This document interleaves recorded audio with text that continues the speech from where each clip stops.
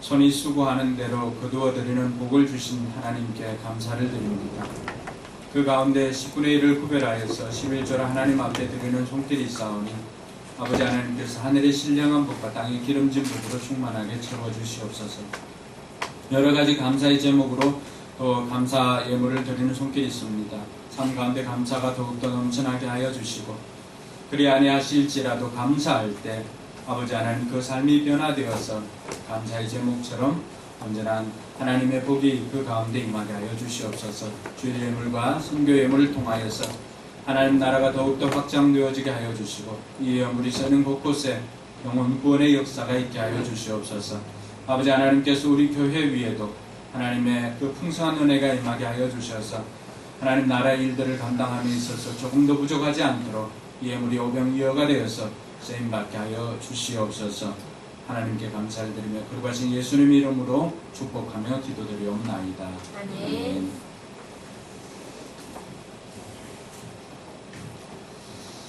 오늘 하나님의 말씀은 신약 성경 갈라디아서 1장 6절에서 10절까지의 말씀입니다.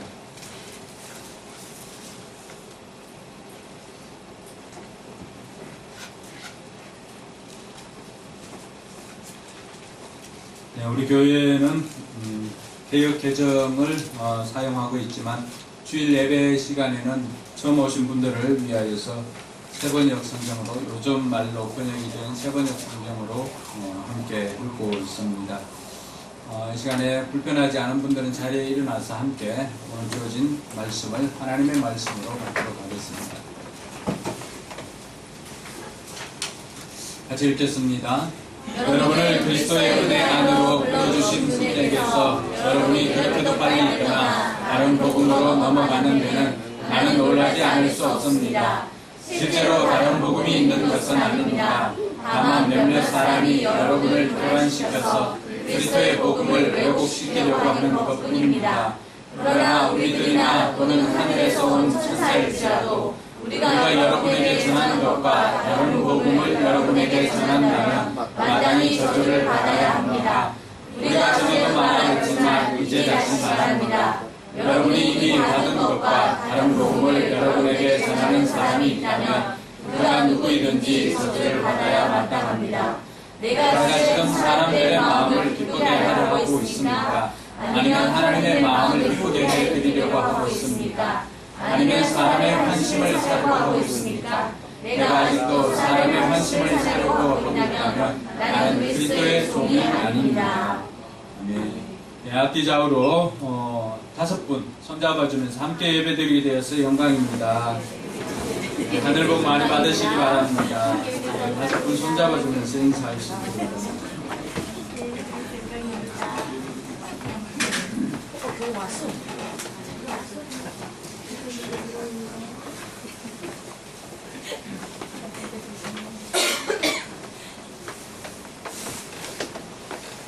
최근 들어서 목장을 이렇게 하는 것을 보면은 목사이지만 수고하는 목자 목녀들께 또 가정을 오픈해서 목장을 하는 목원들께 감사를 드립니다.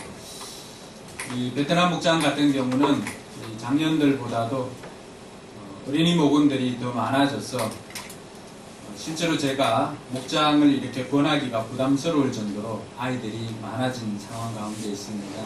그래서 수고해 주시는 가정을 오픈하고 목장을 해주시는 모든 분들께 감사를 드립니다. 우리 청년 싱글 목장도 보니까 이 싱글 목자들이 힘에 지나도록 수고하는 모습을 봅니다. 이 친구들이 요리를 해본 적이 또 얼마나 있겠습니까? 또 집에서 요리를 한 적이 몇 번이나 되겠습니까? 그런데 새로운 VIP를 섬기겠다는 그 마음에 그리고 목장 식구들이 또 자취를 하거나 아니면 기숙사에 있고 하는 이 친구들에게 그래도 집밥 기분이 들 정도로 이렇게 먹이겠다는 그 일념으로 매주 여러분들이 매일 하는 오늘 반찬 뭘 하지, 오늘 저녁 뭘 하지 하는 고민들을 매주 목자들이 하고 있습니다. 오늘은 뭘 해서 이 사람들의 마음을 또 이들의 배를 채울까 고민을 하고 있는 모습을 보면서 목사로서 참 여러분들께 감사를 전하고 싶습니다. 좀 더 큰 교회나 또 일꾼들이 많은 교회에 가면은 여러분들이 편하게 신앙생활을 할 수 있겠지만, 그러나 우리 교회처럼 작은 교회에서 그렇게 편하게 생활하기란 쉽지는 않습니다. 그러나 그럼에도 불구하고 참 하나님께 감사하고 자부심이 있는 것은, 우리 교회가 주님께서 이 땅에 다시 오실 때 모든 성도들이 주님 앞에 살 말이 있는 성도가 되어가고 있다는 것입니다. 그냥 예배만 참석하고 왔다 갔다 하며 그것이 신앙생활의 전부인 줄 알고 사는 사람과, 영혼 구원을 위해서 이 땅에 있는 불신 영혼들 한 명이라도 하나님의 자녀로 세우기 위해서 힘쓰고 애쓰고 있는 여러분들과는 주님 앞에 섰을 때 그 대우가 천지 차이라고 하는 것을 저는 너무나 분명히 알고 있습니다. 그래서 우리 교회가 작지만 강한 교회, 또 작지만 성경적인 교회로 계속해서 개혁되어지는 은혜가 있기를 주님의 이름으로 축원합니다. 올해는 특별히 종교개혁이 일어난 지 500주년이 된 해입니다. 1517년에 마틴 루터가 비텐베르그 대학 교회에 그 성당 정문에 95개의 반박문을 붙이는 것으로 시작해서 종교개혁이 전 유럽으로 들불처럼 일어났던 것을 기념하는 그 해가 500주년이 되는 해입니다. 그래서 종교개혁 500주년을 맞아서 교단과 또 교회나 여러 곳들이 이런 행사들을 많이 하고 있습니다.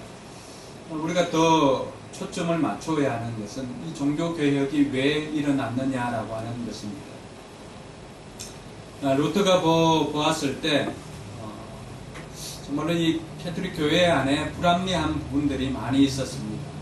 그때는 성베드로 성당을 지을 때인데 그 기금이 모자라니까 이들이 머리를 짜낸 것이 연옥이라고 하는 것을 만들었습니다.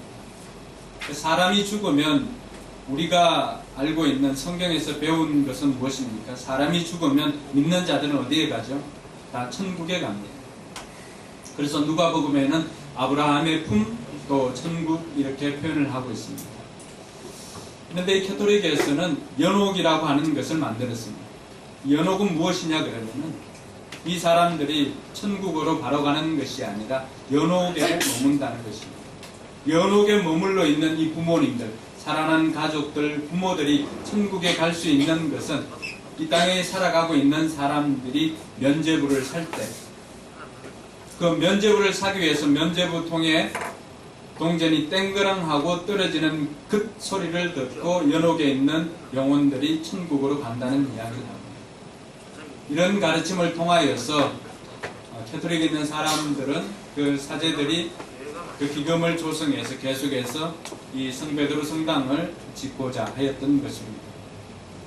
그러나 그러한 내용은 성경 어디에도 없었던 것입니다.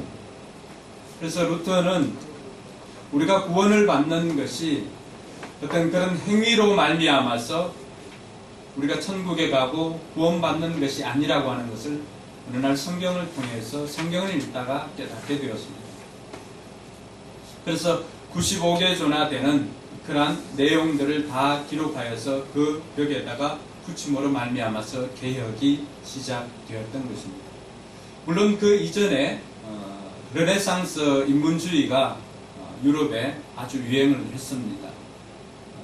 그래서 그곳에는 프랑스 왈도파나 또 아니면은 영국의 위클리프라고 하는 사람들이 성경에 대한 강조를 많이 했습니다. 그리고 위클리프의 영향을 받아서 볼미아에 독립운동을 한 이안 후스라고 하는 사람도 있습니다. 그리고 피렌체의 사보나롤라라고 하는 이런 사람들은 다 성경을 강조하고 어떤 인문학적인 소양을 강조하였지만, 그러나 종교개혁가는 종교개혁 전에 개혁을 주도는 했지만은 실상 종교개혁으로 이어진 것은 루터가 성경을 통해서 깨달은 그 가르침이었습니다. 그래서 루터가 세 가지 이 정신을 붙잡고 이 종교개혁을 일으키게 됩니다. 하나는 오직 성경입니다. 그리고 오직 믿음이고, 가지고 오직 은혜입니다. 솔라 스크립투라, 솔라 피데, 솔라 그라시아. 이 세 가지 정신을 가지고 종교개혁을 시작을 했는데, 여러분, 이 종교개혁이 시작할 수 있었던 것은 성경이라고 하는 하나님께서 우리에게 주신 이 오리지널 하나님의 말씀이 있었기 때문에 그렇습니다. 물론 이 성경 66권이 성경으로 된 것은 오래전의 일입니다. 오래전에 공회의가 모여서 그 이전에 많은 책들이 읽혀져 왔습니다. 그런데 그 가운데 66권을 골라서 이것을 성경이라고 우리가 정하자라고 해서 정경이라고 부릅니다. 캐논이라고 부릅니다. 캐논은 우리가 카메라 이름으로 알고 있지만 캐논의 또 다른 것은 원어로 보면은 카논은 어떤 척도, 그러니까 그러니까 여기에 벗어난 것은, 이 정경에서 벗어난 것은 표준에서 벗어나기 때문에 그것을 취급하지 않습니다. 가톨릭에서는 우리가 취급하지 않는 그 외경, 위경 이런 것들을 몇 번 더 취급을 하는 경우가 있습니다. 그러나 우리는 성경 66권만을 정경으로 받아들이고 있습니다. 근데 이 성경이 없었다면은 가톨릭에서 일어나고 있는 그러한 구원론이나 이런 것들이 잘못되었다는 것을 어떻게 알 수가 있겠습니까? 그리고 최근 들어서 계속해서 이 위작 논란이 있는 청경자 화백의 미인도가 있습니다. 미인도는 이 청경자 화백이 자기 딸을 보고 그렸던 그림인데, 청경자 화백이나 그 딸은 이 그림을 가짜라고 이야기를 합니다. 근데 보관하고 있고 또 전시를 하고 있는 국립현대미술관은 이 작품을 진짜라고 이야기합니다. 그러니까 이 팽팽하게 대립되고 법원까지 가게 되었고, 법원에서는 서로의 손을 들어주기가 애매합니다. 그래서 국립현대미술관에서도 진짜라고 하는 그게 나오기 전까지는 이것을 진짜로 여기겠노라고 그렇게 하였습니다. 프랑스 감정팀이 와서 했을 때는 위작이라고 하고, 또 그것을 어떤 사람은 자신이 위작을 그렸노라고 주장을 합니다. 근데 이 사람 말도 계속해서 바뀝니다. 그러니까 어떤 것이 진짜인지 가짜인지 도무지 알 수가 없습니다. 왜 그럴까요? 기준이 없기 때문입니다. 그랬던 화가는 청경자 화백은 이제 고인이 되었습니다. 청경자 화백도 본인이 봤을 때 자기가 낳은 자식을 어찌 부모가 모를 수 있겠느냐라고 하면서 이 작품은 내 작품이 아니다라고 이야기를 합니다. 그 근거로 자기는 그림을 그리고 이제 경자라고 이렇게 쓰는데, 거기 보면은 연도를 자기는 한문으로 쓴다고 이렇게 이야기를 합니다. 근데 그렇게 보면 이 미인도는 한글로 적혀 있거든요. 그런데 예전에 길레라고 하는 그 작품에 보면은 그건 또 한글로 이렇게 연도를 표시해 놓았기 때문에 그건 역시도 이렇게 통일성을 갖추기가 어렵습니다. 모양을 보면은 엉성해서 가짜 같지만은, 그러나 국립현대미술관에서는 여러 가지 이유를 들어서 또 진짜라고 합니다. 기준이 없기 때문에 진짜인지 가짜인지 도무지 알 수가 없습니다.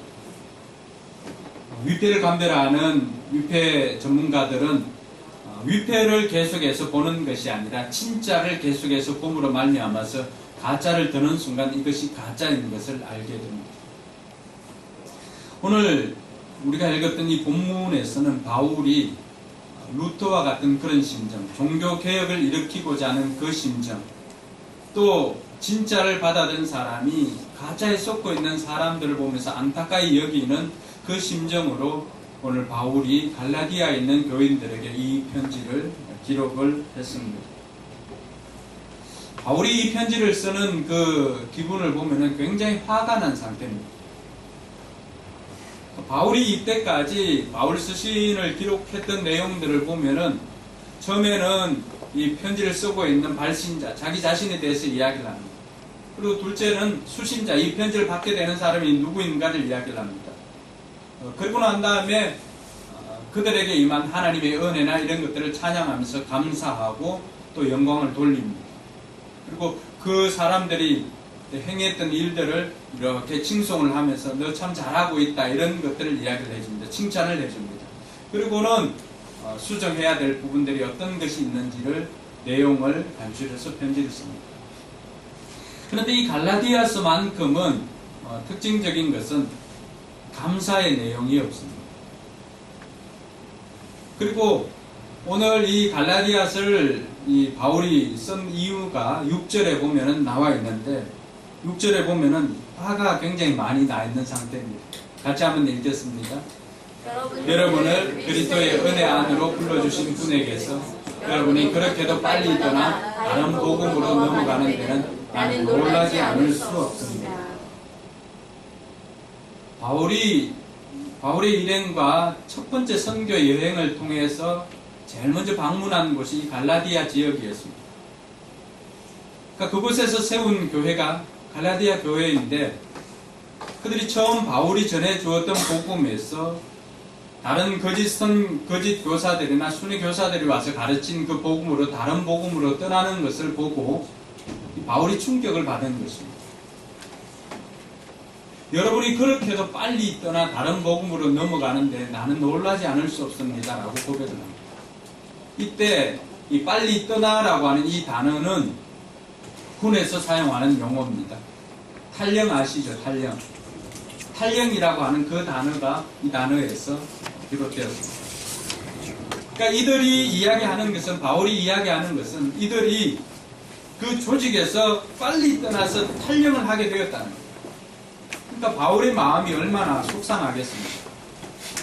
자기가 이때까지 그렇게 가르치고 지금까지 그렇게 가르치고 기도해오고 이제 믿음이 잘 세워졌다고 생각했었는데 어느 날 들리는 소문에 보니까 그들이 바울이 가르쳐줬던 그 복음에서 떠나서 이상한 것을 가지고는 그들이 복음이라고 그렇게 여기고 따르고 있다는 것입니다. 그러니까 그리스도의 은혜에서 탈령을 한 이들을 보면서 바울은 너무나 화가 났던 것입니다. 그 이유 때문에 이 갈라디아서가 기록되어졌던 것입니다. 그래서 오늘 이 갈라디아서 우리가 1장 6절에서 10절까지 읽었는데 여기에서 계속해서 반복되어지는 것은 다른 복음입니다. 다른 복음. 근데 다른 복음은 실제로는 7절에도 보면은 이 다른 복음에 대해서 이야기를 합니다. 실제로 다른 복음이 있는 것은 아닙니다. 은하들 복음이라 그러는데 다른 복음은 없습니다. 여러분, 세상의 모든 것들은 몇 %만 있어도 그 가치를 인정해 줍니다. 순금은 그 골드바에 적힌 게 몇 %죠? 99.99%인가요? 금을 가져본 적이 별로 없으니까 사람들이 반응이 별로 없네, 그렇죠? 65%, 75%만 되어도 그 가치는 대단합니다. 그래서 뭐 결혼 반지도 18K로 하는 분들이 있고 14K로 또 형편 안 될 때 젊은 날 또 커플링 할 때는 14K까지도 하기도 하고 또 군에 갔다 오면 호기로 또 총알을 깎아서 이렇게 제대할 때 가지고 나와서 이렇게 나눠주기도 하고. 근데 몇 %만 들어있어도 그 가치를 인정해 줍니다. 커피도 마찬가지입니다. 에스프레소를 내려가지고 그것으로 뭐 마시는 사람도 있지만은 그러나 내려가지고 물을 타면 아메리카노로 그냥 인정을 해줍니다. 커피로 인정을 해줍니다. 다른 것들은 조그만 이렇게 그 자체가 얼마 들어가지 않아도 제가 얼마 전에 이 차를 선물을 이렇게 받았는데 수국차라고 해서 이렇게 받아보았습니다. 제가 알고 있는 이 수국은 이파리가 이렇게 있어가지고 마른 하나만 넣어도 굉장히 단맛이 나거든요. 근데 수국차 이렇게 보니까 티백으로 되어 있어서 해서 마시니까 제가 알고 있는 이 수국의 맛보다는 현미, 메밀 뭐 이런 맛이 훨씬 많이 나는 것입니다. 그래서 이렇게 성분을 보니까 현미가 90%고 수국이 10%인가 5%인가 그 정도 되더라고요. 그러면서 또 타이틀은 뭐예요? 네, 수국. 수국이 들어있으니까 뭐 썩지는 않아요. 대부분이 여러분 뭐 홍삼이든지 뭐 액기스든지 이렇게 보면은 100% 되어 있는 것은 거의 없습니다. 어떤 경우는 5%만 들어있어도 그 이름을 홍삼으로 이렇게 써서 나갑니다. 근데 우리 처갓집에서 해오는 이 사과 주스는 100%라고. 제가 그걸 강조하는 것은 아니죠. 복음이 그렇습니다. 복음이. 다른 것은 불순물이 1%, 2%만 있어도 최고의 가치로 여겨줍니다. 그렇지만 복음만큼은 100%가 아니면은 그것은 이미 복음이 아닌 것입니다. 바울이 오늘 굉장히 화가 나 있는 것이 바로 그것입니다. 복음 자체만큼은 그 오리지널 그 자체로 보존되어지고 그 자체가 증거되어져야 함에도 불구하고 거기에 조금의 다른 것이 들어가는 순간에 그것은 이미 복음이 아니게 됩니다. 사람들은 그것을 유사복음, 다른 복음으로 이야기를 하지만은 그러나 이미 복음의 다른 것이 첨가가 되거나 또 아니면 복음에서 다른 것이 빠지는 그 순간에 그 복음은 복음으로서의 가치를 완전히 상실하게 됩니다. 다른 복음보다도. 그래서 성경이 이야기하고 오늘 바울이 우리에게 이야기하고 있는 것은 복음은 복음 이외에 다른 복음은 없다라고 하는 것을 강조합니다. 바울이 6, 7, 8, 9 계속해서 이야기하는 게 뭡니까? 다른 복음, 다른 복음, 다른 복음, 다른 복음, 다른 복음은 없습니다. 바울이 어느 정도까지 화가 났는가요? 바울은 진리에 대해서는 전혀 타협이 없습니다. 8절 한번 볼까요? 8절 한번 읽어봅니다. 그러나 우리들이나 또는 하늘에서 온 천사일지라도 우리가 여러분에게 전한 것과 다른 복음을 여러분에게 전한다면 마땅히 저주를 받아야 합니다. 바울은 이 진리에 대해서만큼은 복음에 대해서만큼은 타협이 없음을 말해주고 있습니다. 다른 것은 우리가 마음을 오픈하고 이렇게 받아들일 수 있습니다. 그러나 이 진리에 있는 만큼은 이것만큼은 타협할 수가 없다는 거예요. 그러니까 이 바울의 심정을 표현하는 것이 8절 9절에 보면 저주를 받아야 돼요. 여러분 우리와 수준이 다른 천사가 내려왔어요. 천사가 내려와서 복음이라고 가르쳐줍니다. 그런데 천사가 내려와서 전한다 할지라도 여러분들이 처음 받았던 우리에게서 받았던 처음 복음에서 조금이라도 달라진 것이 있다면 그것과 다른 이야기를 한다면 뭐라고 하는 거예요? 천사라 할지라도 저주를 받는 것이 마땅하다고 이야기합니다. 그렇게 말할 수 있었던 것은 그들에게 기준이 있었기 때문입니다. 사랑하는 성도 여러분, 오늘 이 시대를 살아가고 있는 저와 여러분들도 마찬가지입니다. 아무리 목사라고 할지라도 여러분들이 알고 있는 목사라고 할지라도 성경에서 하지 않는 이야기를 한다면 그 말은 신뢰하지 않아도 됩니다. 바울이 오늘 어느 정도까지 강조합니까? 천사가 내려와서 이것이 하늘에서 들려주는 음성이라고 들려준다 할지라도 그것이 복음에서 벗어난다고 한다면은 그래서 마땅히 저주를 받아야 할 일이다라고 가르쳐주고 있습니다. 그러므로 저와 여러분들이 이 진리에서 벗어난 이단에 대해서나 이런 것에 대한 진리에 대한 타협은 우리는 없애야 할 것입니다. 그래서 이들이 하는 것이 무엇입니까? 사람들 마음을 교란하게 하는 것입니다. 몇 사람이 찾아와서 사람들 마음을 교란하게 하니까 그러니까 자꾸 이 복음에다 무엇을 탑니까? 또 거기에다 빼기도 하고 자꾸 물을 타기 시작합니다. 그러니까 비슷한 것 같습니다. 처음에 들으면 차이가 없는 것 같습니다. 그러나 그 결과가 엄청난 차이가 있습니다. 그래서 여러분 이 단은 뭐예요? 다를 이자 끝단자입니다. 끝이 다릅니다.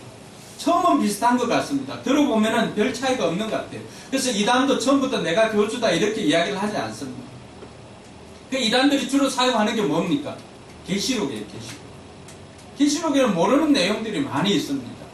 그래서 뭐 7별을 가진 사람들을 이렇게 쭉 이야기를 하면서 마지막에 그 사람이 내다라고 이렇게 슬그머니 넣습니다. 그러니까 처음에는 다 비슷한 것 같고 처음에는 맞는 것 같습니다. 근데 조금씩 차이가 납니다. 그래서 그 끝은 완전히 차이가 나는 거죠.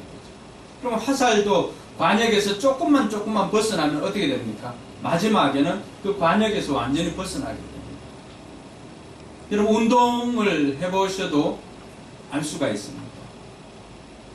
처음에 포인트를 이 포커스를 맞추는 것에서 조금만 비껴나게 당구공이든지 아니면 야구공이든지 축구공이든지 농구공이든지 조금만 차이 나도 어떻습니까? 그 결과는 엄청난 차이가 있습니다.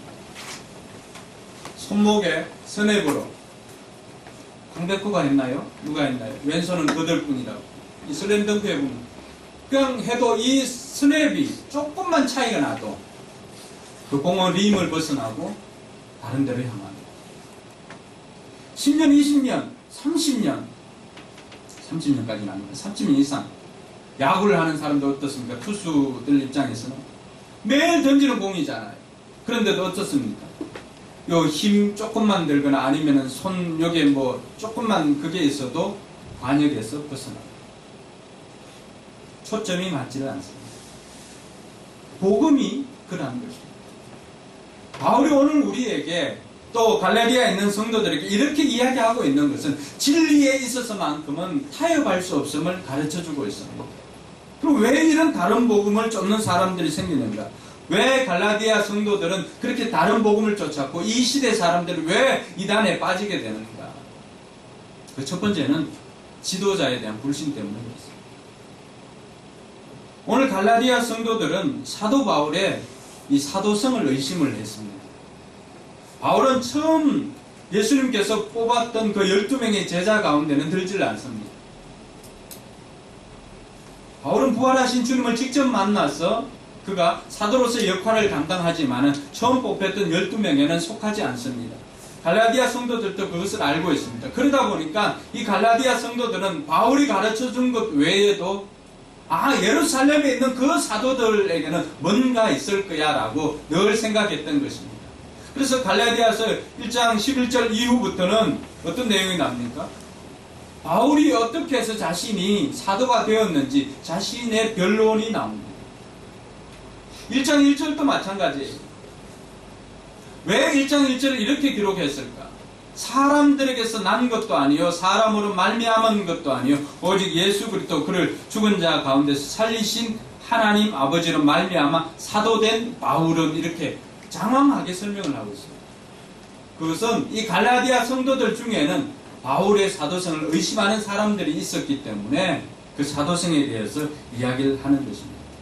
또 특별히 예루살렘에서 이때 당시에는 순회교사들이 있어서 순회교사들이 내려왔는데 그 사람들이 바울이 가르쳤던 정말 은혜의 복음과는 다른 율법을 계속해서 가르치니까 바울에 대한 사도성을 의심하게 되었던 것입니다. 그러니까 이 사람들 마음에는 뭔가 새로운 게 있을 거야. 저 사람에게는 뭔가 새로운 것이 있을 거야 라고 생각하고 바울에 대한 불신에서 시작해서 자꾸만 다른 것에 길을 열게 되었던 것입니다. 두 번째는 은혜에 대한 불신입니다. 우리가 받았던 은혜로 구원받은 것이 아니라 마침 뭘 해야만 구원받은 것처럼 자격으로 구원받은 것처럼 생각하게 되었던 것입니다. 그러다 보니까 바울이 가르쳤던 복음은 뭐예요? 우리가 들어갈 여지가 없습니다. 구원에는 우리의 행위가 들어갈 여지가 없습니다. 온전히 예수 그리스도께서 우리를 위해서 십자가에 달려 죽으신 그 은혜로 말미암아 우리가 구원을 받는 것이지 내가 구원을 받기 위해서 뭘 한 것이 없습니다. 그러나 캐토릭이나 다른 곳에서는 뭘 이야기를 합니까? 은혜 플러스 행위입니다.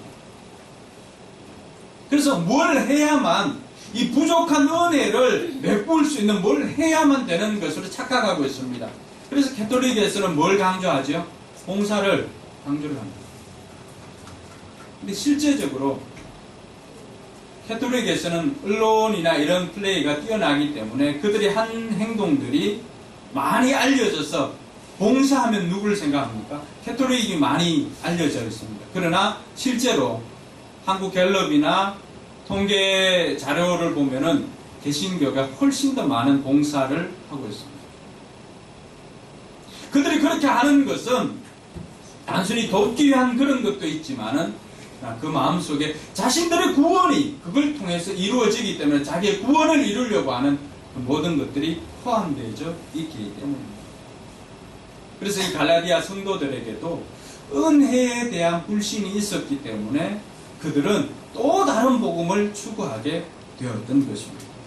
그래서 갈라디아 3장 3절에 보면은 바울이 그들을 책망합니다. 너희들이 성령을 받은 것으로 성령으로 시작해서 육체로 마치려고 하느냐, 이 어리석은 사람들아 라고 하면서 그들을 책망하는 것을 볼 수가 있습니다. 그리고 다른 복음을 쫓는 세 번째 이유는 말씀에 대한 취사 선택입니다. 이것은 그때 당시뿐만이 아니라 오늘날에도 우리가 정말로 의미 있게 생각해 보아야 할 문제입니다. 사람들은 듣고 싶은 것만 들으려고 합니다. 그러다 보니까 정작 들어야 할 음성보다는 자기가 듣고 싶은 것만 듣고 거기에만 귀를 열어두고 있습니다. 집에서 매일 먹는 밥보다 다른 별식을 찾습니다. 우선은 신기하고 맛있는 것 같지만은 그러나 그것 계속 먹는 순간에 생명은 점점 줄어드는 것을 볼 수가 있습니다. 오늘 바울이 이렇게 이야기하는 것은 10절에 보면 알 수가 있습니다. 이들은 하나님을 기쁘시게 하기보다는 거짓 교사들이 와서 전하는 것은 하나님을 기쁘시게 하기보다는 사람들을 좋게 하려고, 그 사람들 귀를 즐겁게 하려고 그들이 무엇을 전하기 위하기보다는 어떤 것을 전해야 하는지, 그들이 방법적인 면에 계속해서 치중을 하게 되는 것을 볼 수가 있습니다.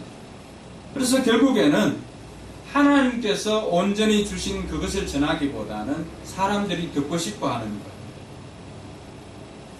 사람들이 원하는 것만 전하다 보니까 이 말씀도 포퓰리즘이 있습니다. 이것은 수천 년이 지났지만 오늘 이 시대에도 너무나 우리에게 중요하게 다가오는 부분이기도 합니다. 왜 성도들이 타락하고 교회가 타락하게 되었을까요? 바로 이 세속화의 문제인데, 그 세속화는 다른 것이 있지 않습니다. 사람들이 듣고 싶은 말만 전하기 때문에 그렇습니다. 그러다 보니까 이 복음이 자꾸만 왜곡되어지고 변질되어지는 것을 볼 수가 있습니다. 그래서 이 복음이 복음 자체로 예수 그리스도의 피 묻은 복음이 전해지는 것이 아니라 사람들의 귀를 즐겁게 하는, 어떻게 하면 성공하고 어떻게 하면 복을 받고 어떻게 하면 돈을 많이 벌고 하는, 세상에서 이야기하는 자기개발 강사들이 와서 이야기하는 그 수준에 머물러 있는 것을 볼 수가 있습니다. 대형 교회들이 다 그런 것은 아니지만 많은 교회들이 성도들에게 부담 주는 메시지는 전하지 않습니다.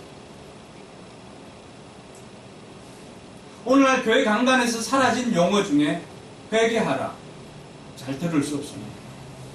신앙생활 똑바로 해라, 잘 들을 수 없습니다. 지옥에 관한 메시지, 천국에 관한 메시지 잘 들을 수 없습니다. 대부분의 것들은 뭘까요? 성공적인 삶을 사는 비결 1, 2, 3. 이렇게 하면 성도도 성공합니다. 성공학 강의도 아니고, 성공학 강좌도 아니고, 자기개발 강좌도 아니고, 하나님의 메시지가, 복음이, 예수 그리스도의 피 묻은 복음이 이렇게 변질되어져 가고 있습니다. 성도들이 정작 들어야 할 메시지보다는 성도들이 듣고 싶은 메시지만 전하다 보니까 사람들은 모일 수 있겠지만은, 그러나 그 안에 모인 사람들은 제자가 아니라 무리들로 만들어져 가는 것을 볼 수가 있습니다. 예수님께서 어느 날 제자들에게 묻습니다. 사람들이 이처럼 많이 모였습니다. 예수님께서는 자신이 이제 제자의 삶이라고 하는 것이 어떤 것인가를 가르쳐 줍니다. 자기하고 걸어가는 이 길이 비단 꽃길만은 아니고, 다른 사람들이, 많은 사람들이 가지 않는 좁은 길이고 협착한 길이고 고난의 길인 것을 이야기를 합니다. 그 이야기가 나왔던 곳이 기베라 바닷가 그 오병이어가 벳세다 광야입니다. 좀 전까지만 해도 보리떡 5개 물고기 2마리로 5,000명이 먹고 12바구니나 남았던 그 현장에서 사람들은 그 떡과 고기를 먹고 예수님께서 가르쳐준 말씀을 다 들었습니다. 이어져서 전해졌던 예수님의 메시지는 고난에 대한 메시지였습니다. 근데 어떻습니까? 사람들은 한 사람, 두 사람 떠나기 시작했습니다. 수십 명, 수백 명, 이제는 수천 명이 다 그 자리에서 떠나가기 시작합니다. 예수님께서 묻습니다. 너희도 가려내. 그때 성질 급한 베드로가 나섭니다. 주여, 생명의 말씀이 여기 있사오니 우리가 어디로 가오? 제자들과 무리의 차이는 뭘까요? 무리들은 자기가 얻고 싶은 것 얻으려고 교회를 나옵니다. 그러다 보니까 정작 들어야 할 메시지, 그것보다는 듣고 싶은 메시지만 취사 선택합니다. 내 마음에 부담이 되면 내 삶 속으로 살지를 않습니다. 그러다 보니까 삶의 열매가 결실이 맺어지질 않습니다. 조금만 부담되는 설교가 나오고 조금만 부담되는 이야기만 나와도 귀를 닫고 마음을 닫습니다. 그러다 보니까 정작 들어야 할 말씀은 듣지를 못하게 됩니다.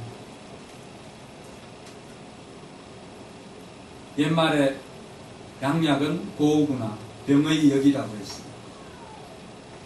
좋은 약은 입에는 쓰지만 어떻습니까?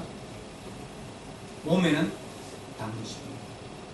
충원도 마찬가지입니다. 귀에는 거슬리지만은 몸에는 좋은 것입니다. 사랑하는 성도 여러분, 오늘 우리의 삶은 내가 듣고 싶은 말씀만 듣고 듣기에 거부하거나 좀 부담스러운 말씀에는 귀를 기울이고 듣지 않고 있는 우리의 모습은 아닌지 오늘 이 시간을 통해서 돌아볼 수 있기를 바랍니다. 그것이 결국에는 다른 복음으로 빠지게 된 이유였던 것입니다. 이 갈라디아 교인들에게는 왜 다른 복음이 들어왔는가? 그때 당시에는 순회 교사들이 있습니다. 한 교회에 한 명만 지도자가 있는 것이 아니라 사람들이 모자라니까 초창기 우리 한국교회도 전도사님 한 분이 여러 교회들을 담당했던 때가 있었습니다. 이 순회 교사들이 오는데 예루살렘에서 온 교사들도 있었습니다. 이 교사들은 따로 페이가 지급되지 않습니다. 그렇게 되다 보니까 이 사람들은 사람 숫자가 모인 대로 그들이 봉사료를 주고 이렇게 하였습니다. 그러면 이들이 늘 관심을 가지는 게 뭘까요? 몇 사람 모이는가? 몇 사람 모이는가? 많이 모이면 많이 받아갑니다. 그러다 보니까 무엇을 전하기보다는 어떻게 전하는가에 치중을 하게 됩니다. 그래서 전해야 할 말씀보다는 사람들이 좋아하는 듣고 싶은 말을 전하게 됩니다. 힘든 메시지보다는 우선 도움되는 것을 전하기 시작했습니다. 그러면서 자신들은 예루살렘에서 이렇게 왔기 때문에 뭔가 또 다른 것이 있음을 그들에게 이야기하고자 했습니다. 사도행전 15장 1절에 보면은 그 말씀이 나와 있는데 같이 읽습니다. 몇몇 사람이 유대에서 내려와서 이렇게 신도들을 가르쳤다. 여러분이 모세의 관례대로 할례를 받지 않으면 구원을 얻을 수 없습니다. 이 바울이 가르쳤던 복음과는 전혀 다른 복음입니다. 무엇을 해야만 구원을 받는 것, 율법으로는 하나님 앞에 구원받을 수 있는 것이 없습니다. 그래서 할례 받지 않으면 너희 구원받지 못하게 될 것임을 이야기를 합니다. 유대 교사들이 와서 가르쳐 주었던 것입니다. 그냥 언어로 구원받는다고 하니까 뭔가 밋밋한 것 같습니다. 그러니까 뭔가를 자꾸만 해야 되는 것처럼 이렇게 이야기를 했던 것입니다. 그러니까 성도들도 그런가 보다. 그러니까 언어로 구원받는 게 아니라 뭔가를 해야만 구원받는 것이구나 이렇게 생각을 하게 됩니다. 그래서 바울은 갈라디아서 5장 4절에 보면은 또 다른 이야기를 합니다. 같이 읽습니다. 율법으로 외롭게 데려가는 사람은 그리스도에게서 끊어지고 은혜에서 떨어져 나간 사람이다. 그러니까 율법으로는 우리가 그 의를 충족시킬 수가 없습니다. 그래서 바울이 에베소 교인들에게 설명해 주었던 우리가 받은 구원에 대해서 가장 잘 설명한 부분이 에베소 2장 8절과 9절입니다. 같이 한번 읽어보도록 하겠습니다. 같이 읽습니다. 여러분은 믿음을 통하여 은혜로 구원을 얻었습니다. 이것은 여러분에게서 난 것이 아니요 하나님의 선물입니다. 행위에서 난 것이 아닙니다. 그러므로 아무도 자랑할 수 없습니다. 네. 이것이 바른 구원의 메시지입니다. 근데 사람들은 자꾸 그게 뭔가를 또 첨가해야만 되는 것으로 자꾸 이야기를 합니다. 그러다 보니까 자꾸만 첨가하고 하다 보니까 이 복음의 원복음의 불순물들이 자꾸 끼이게 됩니다. 그래서 우리가 기억할 것은 바른 복음이 어떤 것인가를 알아야 합니다. 오늘 1장 4절에 보면은 그 바른 복음에 대해서 설명을 해주고 있습니다. 갈라디아 1장 4절에 보면은 같이 읽습니다. 율법으로 이렇게 이르려고 1장 4절. 자, 성경을 보면은 제가 읽어드리겠습니다. 그리스도께서 하나님 곧 우리 아버지의 뜻을 따라 이 약한 세대에서 우리를 건지시려고 우리 죄를 대속하기 위하여 자기 몸을 주셨습니다. 이것이 바울이 전했던 그 원복음입니다. 예수님께서 우리 죄를 대속해서 십자가에 달려 죽으셨다는 것입니다. 그리고 오늘 읽었던 6절 말씀에도 보면은 그 말씀이 있습니다. 그리스도께서 우리를 은혜 안으로 불렀다는 것입니다. 그리스도의 은혜로. 저와 여러분들이 구원받은 것은 우리가 뭘 잘해서 구원받은 것 아닙니다.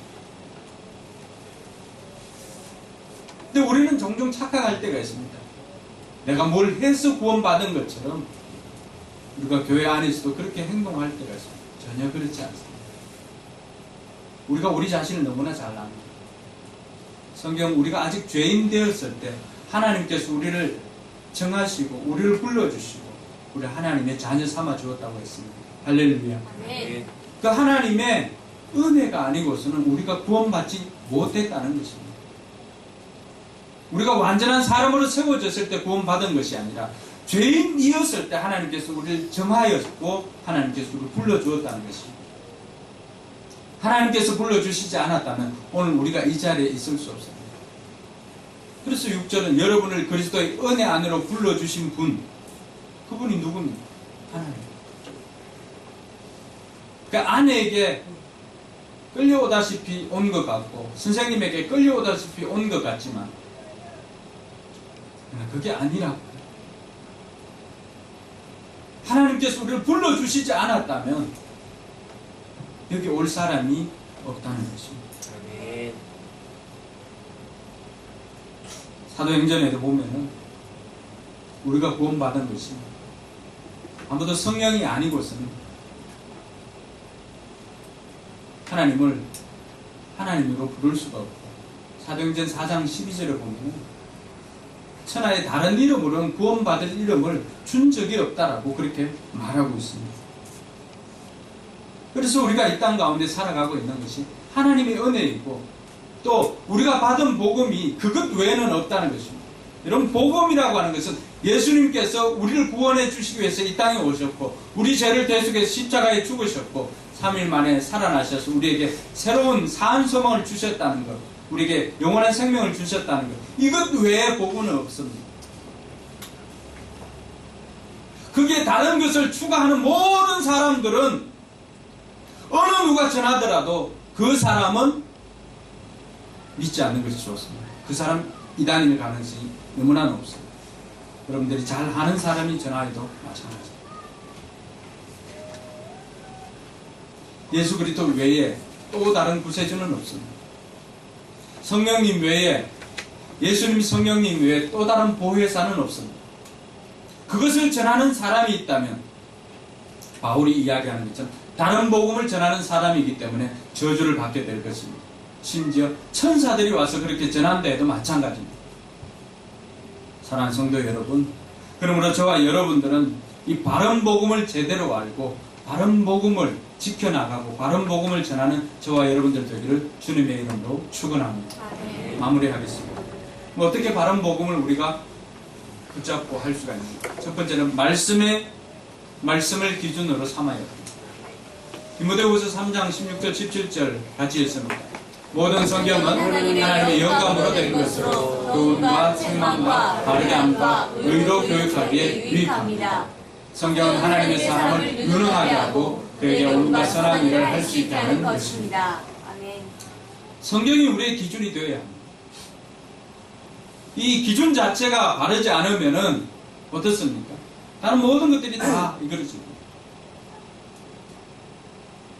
그러니까 위장 논란이 있는 것도 기준이 바르지 못하면은 사람들이 불평하기 쉽습니다. 그러나 우리의 기준은 명백합니다. 성경이 있기 때문에 여기에 벗어난 모든 것들은 다 이단으로 보십니다. 둘째는 예수 그리스도를 붙잡는 것입니다.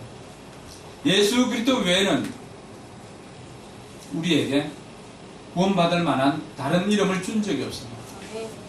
그래서 이 예수 그리스도를 놓치면은 다 놓치게 되는 것입니다. 예수 그리스도를 붙잡게 되면 다 붙잡는 것이지만 예수 그리스도를 놓치게 되면 다 놓치게 되는 것입니다. 그러므로 여러분들이 예수를 구세주로, 예수를 주인으로 모실 수 있기를 주님의 이름으로 축원합니다. 마지막으로 우리가 붙잡아야 할 것은 성령을 따라 행하는 것입니다. 갈라디아서 5장 16절 말씀에 보면 같이 읽습니다. 내가 또 말합니다. 여러분은 성령께서 인도하여 주시는 대로 살아가십시오. 그러면 육체의 욕망을 채우려하지 않을 것입니다. 아멘. 왜 사람들이 다른 복음을 쫓았고 왜 거짓 교사들이 나왔습니까? 그들은 하나님을 기쁘시게 하기보다는 사람들 마음에 들게 사람들을 좋게 하려고 하다 보니까 정작 그들은 진리에서 떠나서 다른 것을 전하게 되었습니다. 오늘 우리가 하나님을 기쁘시게 하지 않고 사람을 기쁘시게 하려고 한다면은 사람의 눈을 의식하고 자꾸만 사람을 의식하고 사람을 기쁘시게 하려고 한다면 우리 역시도 이 원복음에서 벗어난 다른 복음을 전할 가능성이 있습니다. 이것을 막을 수 있는 방법은 다른 것에 있지 않습니다. 저와 여러분들이 성령을 붙잡고 성령님께서 인도해 주시는 대로 말씀 가운데로 걸어갈 때 우리는 다른 복음이 아니라 하나님께서 우리에게 주신 이 복음을 붙잡고 나아갈 수 있는 것입니다. 사랑하는 성도 여러분, 요즘과 같이 이단들이 창궐할 때가 없었습니다. 많은 유혹이 있습니다. 그들은 끊임없이 우리를 교란하게 만들 것입니다. 정작 그들이 복음에 관심이 있었다면 그들은 믿지 않는 사람들에게 가서 복음을 전해야 합니다. 그러나 그들의 관심은 어디에 있습니까? 믿는 사람을 교란하게 만드는 것입니다. 마치 오늘 소개되어지고 있는 거짓 교사들이 하는 것과 다르지 않습니다. 7절을 한번 보시면 그들의 행위가 나와 있습니다. 그러니까 대부분의 이단들이 누구를 찾아갑니까? 예수 믿는 사람들을 찾아가고 교회 문패가 붙여있는, 교회 교표가 붙어있는 곳만 찾아가는 이유가 무엇입니까? 그래서 여러분을 교란시키기 위한 사단의 전략이기 때문에 그렇습니다.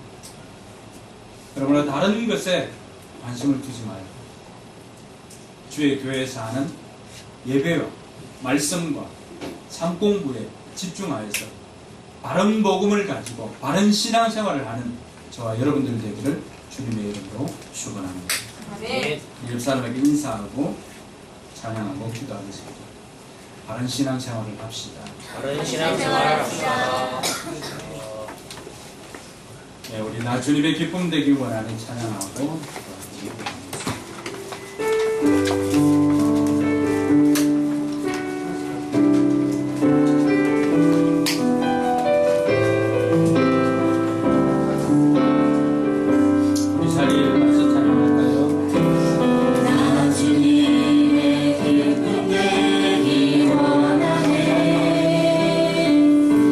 내 마음을 새롭게 하소서.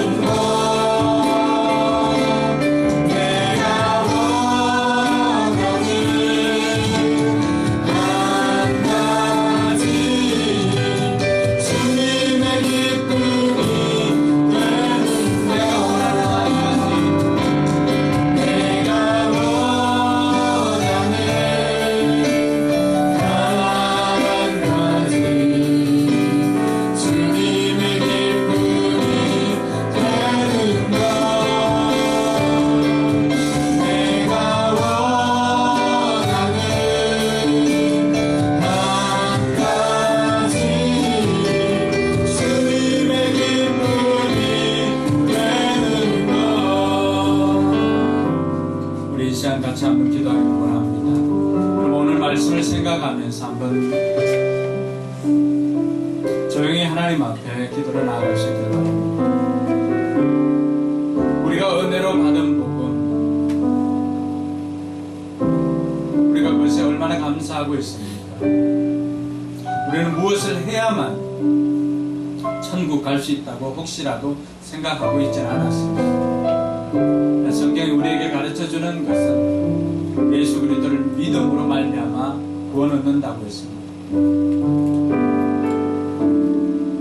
우리의 윤리적인 삶은 구원받은 백성으로서의 그 합당한 삶을 살기 위한 것이지 구원받는 조건은 아니라고 하는 것입니다. 자꾸 내가 무엇을 해야만 구원받는 것으로 자기 자신을 정죄하지 마시기 바랍니다. 예수 그리스도가 여러분 안에 있으면 이미 여러분은 구원받은 사람입니다. 이제 바른 복음을 가지고 성경을 붙잡고 또 성경을 읽고 예수님을 붙잡고 성령의 인도하심을 따라서 살겠노라고 이 시간 말씀을 생각하면서 결단할 수 있기를 바랍니다. 기도하겠습니다.